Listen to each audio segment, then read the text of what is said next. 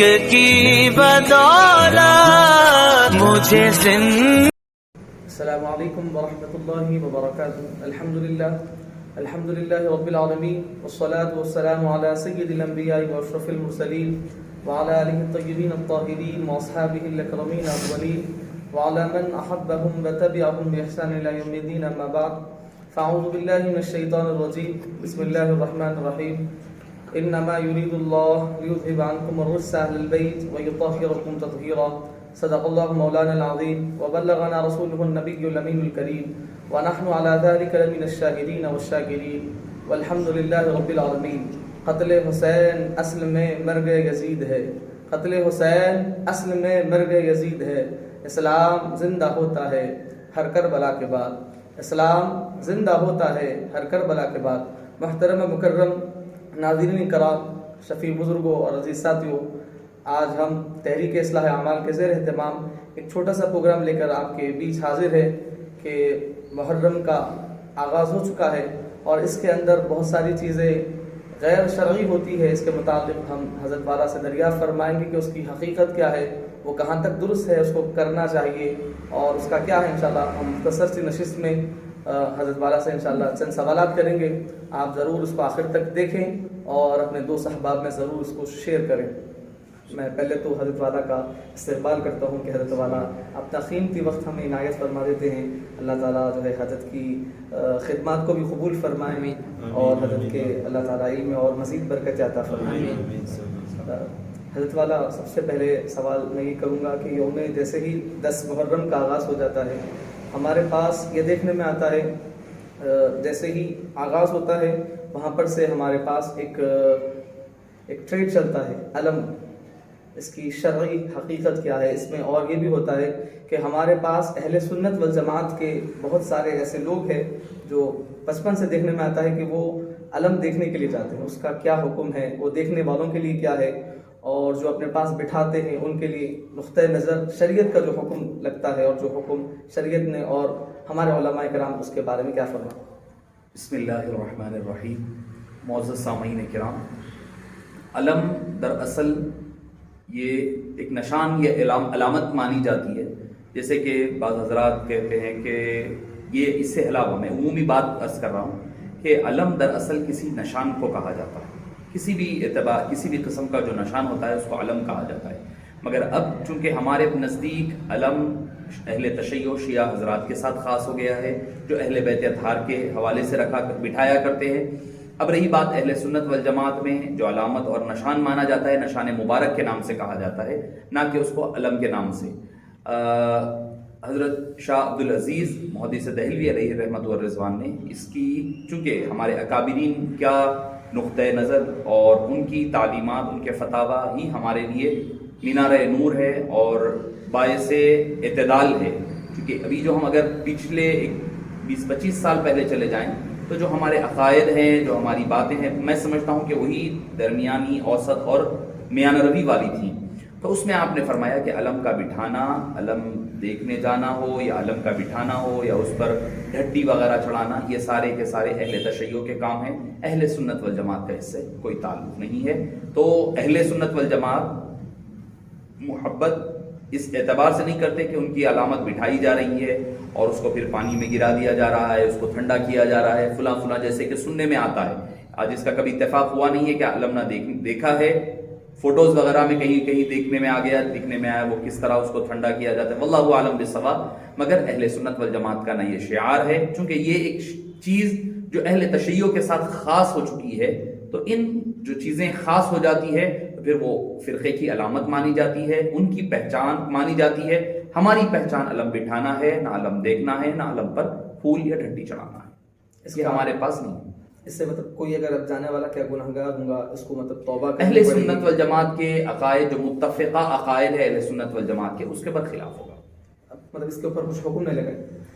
اب دیکھنے جانے والے کے لیے حکم لگانا ہو سکتا ہے کہ اگر وہ انٹینشنلی کس مقصد اور مطلب کے لیے جا رہا ہے، اس کے دل کا حال تو اللہ ہی بہتر جانتا ہے. اب اگر جیسا کہ اکثر ہوتا، بچپنے میں ہم سنتے تھے کہ کئی حضرات جو ہے پورے گھر کا گھر، خاندان کا خاندان جاتا اور علم دیکھتا.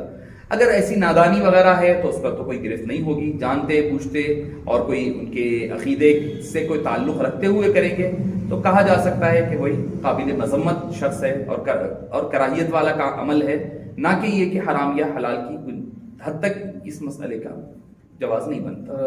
یوم عاشورہ کے روزے کے بارے میں بھی کیا فضیلت احادیث مبارکہ میں ملتی ہے؟ یوم عاشورہ کا روزہ دراصل جو حبیب پاک صلی اللہ علیہ وسلم پر اور امت محمدیہ پر رمضان کے روزے فرض ہونے سے پہلے اس کا روزہ فرض تھا، عاشورے کا۔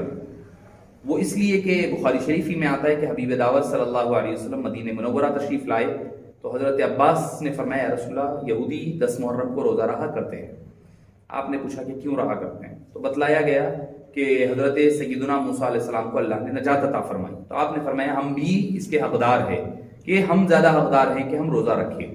فرمایا کہ ہم بھی آئندہ سال سے روزہ رکھیں گے، اور فرمایا جو روزہ رکھے گا وہ آگے یا پیچھے، آگے یا نہیں تو کم سے کم پیچھے ایک دن کا روزہ ملا لیا کرے، یعنی 10 کا تنہا روزہ نہ رہے، تاکہ یہود و نصارہ سے، یہودیوں سے اپنی مخالفت برقرار رہے۔ آقا نامدار صلی اللہ علیہ وسلم نے جو حدیث پاک میں ہمیں اس کی فضیلت ملتی ہے وہ یہ ہے کہ سال بھر کے روزوں کا کفارہ بھی بتایا گیا ہے اس ایک دن کے روزے کے متعلق۔ تو رہے تو 9-10 کے ساتھ 10-11 رہ جائے یا 9-10 رہ جائے۔ اگر کوئی ہو سکتا ہے کہ حسن اتفاق کبھی ہو جاتا ہے کہ 9 کو نہیں رہے، ارادہ تھا کہ 10-11 رہیں گے، 10 کے دن رہ گئے، 11 کے دن نہیں رہ پائے، تو ایک گناہ نہیں ہوگا۔ ایسا نہیں ہے کہ کوئی گناہ نہیں ہے، افضلیت ہے، چونکہ اب عمومی طور پر اگر کوئی، جیسے یہودی تو ہمارے پاس ان کی مخالفت ہے، مگر یہودی تو عمومی طور پر نظر نہیں آتے ہیں ہمارے ماحول وغیرہ میں، تو اگر کوئی نہیں رہتا ہے تو کوئی گناہ گار نہیں ہوگا، اس کے روزے پر بھی کوئی اثر نہیں ہوگا، رہتے ہیں تو افضل ہے، اس پر ثواب زیادہ ہے۔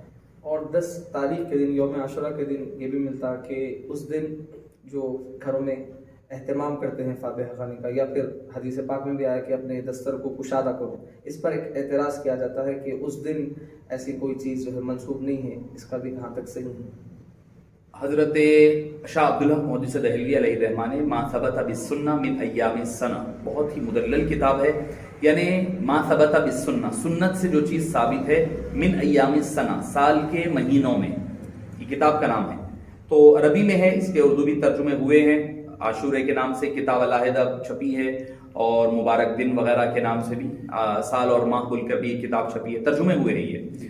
تو آپ نے اس میں یہ حدیث پاک کو نقل فرمایا ہے کہ من وسع یوم عاشورہ علی عیالہ، کہ جو آدمی اپنے اہل و عیال پر عاشورے کے دن وسعت کرے گا تو اللہ تعالیٰ آنے والے سال اس کی دستر پر اور اس کی رزق میں کشادگی عطا فرمائے گا، یہ حدیث پاک کو نقل فرمایا۔ اس پر بحث کی ہے، جو حضرات اس کی تفصیلی بحث، اس کے ذوف وغیرہ کے قائل ہیں، وہ حضرات ما ثبت بالسنہ من ایام السنہ کے محرم الحرام کے باب میں چلے جائیں تو آپ کو یہ حدیث کی وہاں پر تفصیلات ملے گی۔ ابن حجر الاسقلانی علیہ الرحمہ کے حوالے سے وہ فرماتے ہیں کہ یہ حدیث پاک درست ہے، یہ حدیث پاک حسن ہے، اور حدیث پاک میں ضعف نہیں ہے، آپ نے اس کا رد فرمایا ہے۔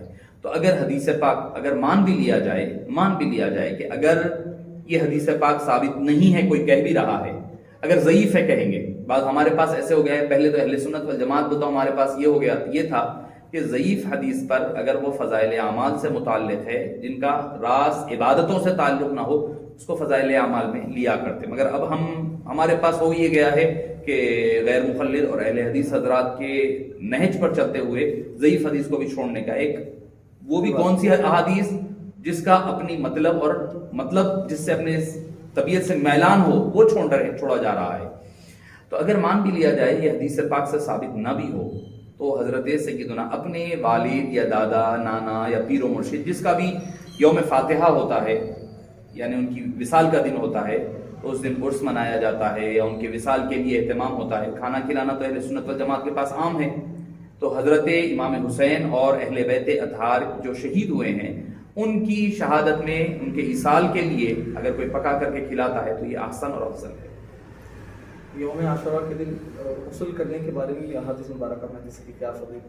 احادیث طیبہ میں اس کو بتلایا گیا، جیسے کہ ما ثبت بالسنہ ہی میں ہے یہ ہے، اور ایک سرما لگانے کے حوالے سے بھی ہے، مگر آپ نے سرمے والی حدیث کو آپ نے لائق اعتبار نہیں فرمایا ہے۔ حضرت شاہ عبداللہ محدث دہلوی علیہ الرحمہ نے البتہ فرمایا کہ جو حضرات غسل کرتے ہیں ان کے لیے ظاہری بیماریوں سے شفایابی، اور اس میں ایک اضافہ کیا فرمایا آپ نے؟ فرمایا کہ بیری کے پتوں کو استعمال کرنے کی بھی ایک آپ نے حدیث پاک سے نہیں بلکہ تجربات کی بنیاد پر آپ نے اضافہ فرمایا ہے۔ اگر کوئی آدمی غسل کرتا ہے تو اس سے ظاہری طور پر بیماریوں سے شفایابی ہو جاتی ہے۔ اور اب محرم کا مہینہ جیسے آغاز ہو جاتا ہے، اب اس پہ اگر کوئی مبارکباد بھی کر دیتا ہے تو اس پر بھی جو ہے ایک طبقہ ہوتا ہے کہ یہ محرم کا مہینہ غم کا ہے، اس پہ کس بات کی مبارکباد کہ اہل بیت اطہار کا پورا خانوادہ لٹ گیا، اس پر کی مبارکباد۔ پھر اب مبارکباد دینی چاہیے، شرعی حکم کیا ہے؟ یوم ہمارا اسلامی نیا سال کا آغاز ہوتا ہے تو مسلمان کیا کرے؟ اس پہ نیا سال کا ابتدا پہ مبارکباد، اس کا کیا شرعی حکم کیا ہے اہل سنت و جماعت؟ پہلی بات تو یہ ہے کہ مبارکبادیں دینا یہ ایک تکلفات ہے۔ جمعہ آ گیا، ہمارے موبائل کے میسیجز بھرے پڑے رہتے ہیں، جمعہ مبارک، ہم رپلائی نہیں دے تو لوگ برا مان جاتے ہیں۔ تو بہرحال یہ تکلفات ہے۔ اسلام وما انا من المتکلفین ہے، اللہ تعالیٰ بھی ہے اور ہم بھی ہے، تو اسلام تکلفات کا مذہب نہیں ہے، اسلام عمل کا دین ہے۔ کہ مبارکبادیں دینا، یہ نیا سال کا آغاز ہو رہا ہے، یہ جمعے کا دن ہے، فلاں ہے فلاں ہے، اس کا اسلام نے کبھی نہ ترغیب دیا ہے، نہ انکریج کرا ہے، نہ اس کا کوئی حکم ہمیں ملتا ہے، نہ کوئی احادیث سے کوئی ایسی بات ثابت ہے۔ نیا سال ہے کہ مبارکباد دینا، یقیناً یہ ہے کہ کوئی حدیث پاک سے یا پھر آپ صلی اللہ علیہ وسلم سے ہمیں کہیں پر نہیں ملتا۔ البتہ اس اعتبار سے چلو ٹھیک ہے کہ بھئی گزشتہ سال اچھا گزرا ہے اور آنے والا سال اعمال کے اعتبار سے اچھا ہوگا، اگر کوئی مبارک کہہ لیتا ہے تو کہنے کی گنجائش ہے، شرعی اعتبار سے گنجائش ہے، اس میں کوئی دو رائے نہیں ہے، مگر یہ بھی اپنی مقام پر صحیح ہے کہ اہل بیت اطہار اور نبی کریم صلی اللہ علیہ وسلم کا جو گھرانہ مکمل کا مکمل لٹ گیا، تو ایسے مواقعوں پر ایک فطری تقاضا ہے، شرعی نہیں۔ اس میں پھر ایک یہ بات بھی شامل ہو جائے گی کہ نکاح وغیرہ کرنے کے حوالے سے بھی بات، مبارکبادی کے ساتھ نکاح بھی آ جائے گا، شادی بیاہ ہے، نکاح وغیرہ کرنا شرعی طور پر کوئی بھی انکار نہیں کرے گا، بالکل، مگر طبعی طور پر حبیب پاک کی محبت کے طور پر آدمی، شرعی طور پر تو والد کے انتقال کے وقت بھی شادی ہو سکتی ہے، تو وہاں بھی شرعاً کوئی مضائقہ نہیں ہے، تو مگر یہ کہ آدمی کی طبیعت اور محبت گوارا نہیں کرتی، تو اس وجہ سے چونکہ اہل بیت اطہار کا سارا خانوادہ لٹ گیا ہے، ایسے موقعوں پر ان چیزوں سے پرہیز کر لینا یہ بھی آقا نامدار صلی اللہ علیہ وسلم کی محبت کے اظہار کا ذریعہ بنے گا۔ اگر کوئی کہہ لیتا ہے تو اس کے لیے پھر کوئی خارجی ناصبی کا لیبل لگانا یہ بھی غلط ہے، اور اگر کوئی نکاح وغیرہ کرنے کا قائل نہیں ہے، نہیں کر رہا ہے، تو اس کو رافضی وغیرہ کہنا یہ بھی جہالت ہے۔ اس کے علاوہ اور مزید کچھ اگر کہنے کی ضرورت ہے تو آپ ہی ارشاد فرمائیں۔ نہیں، دیکھیے محرم الحرام آ کر کے ہمیں اہل بیت اطہار کو سے قرب کا ذریعہ بننے کا ایک ذریعہ اور سبب بنتا ہے کہ یعنی اہل بیت اطہار کے فضائل اور مناقب سنے جاتے ہیں، پڑھے جاتے ہیں۔ حضرت یوسف نبہانی علیہ رحمت و رضوان سفینۃ البحار میں فرماتے ہیں کہ اس موقع پر آپ فرماتے ہیں کہ ہم دوسرے تمام دروس روک دیا کرتے، فضائل اہل بیت اطہار بیان کیا کرتے، آپ کے فضائل بیان کیا جائے، آپ کے واقعات وغیرہ جو کربلا میں پیش آئے ہیں اس کا ذکر کیا جائے، اور اس میں میانہ روی اور اعتدال رہے۔ ایسا نہ ہو کہ اہل تشیع کے جانب سے گھڑی ہوئی روایتیں نہ ہونی پائے۔ اہل بیت اطہار اور ہمارے اپنے لوگ جو ہیں ان کی کتابیں ہی کافی ہے۔ میں تو چونکہ ایک نسبت ہونے کے اعتبار سے میرے دادا پیر سیدی و مرشدی زبدۃ المحدثین حضرت سیدی محدث دکن سید عبداللہ شاہ نقشبندی مجددی قادری علیہ رحمت و رضوان کی کتاب شہادت نامے کے لیے کہوں گا، اس کتاب کو پڑھنے کے بعد میں سمجھتا ہوں کہ کوئی سمجھے گا کہ کوئی شیعہ کی کتاب ہے، اس قدر عشق و محبت میں ڈوب کر لکھی ہے، اور شریعت بھی ساتھ چلتی ہے، طریقت بھی ساتھ چل رہی ہے، اعتدال کا راہ بھی ساتھ ہے، اور سارا واقعات آپ کے سامنے کشاں کشاں چلے آتے ہیں، اور ساری چیزیں پردے کھلتے جاتے ہیں۔ بات صرف الفاظ ذہن تک نہیں رہتی، ذہن سے قلب میں اترتی ہے، قلب سے آنکھوں کی نمی بتاتی ہے کہ لکھنے والے نے کس قدر رو کر کے، کس قدر اپنی آنکھوں کو نم کر کر کے لکھا ہوگا۔ تو ضرور اس محرم الحرام میں شہادت نامے کا مطالعہ کیجیے تاکہ آپ کو بھی پتہ چلے کہ اہل سنت والجماعت کا موقف اہل بیت اطہار کے حوالے سے کیا ہے۔ میں انہی چند کلمات کے ساتھ اجازت لیتا ہوں۔ صلی اللہ تعالی وسلم علی سیدنا محمد وآلہ وصحبہ اجمعین والحمد للہ۔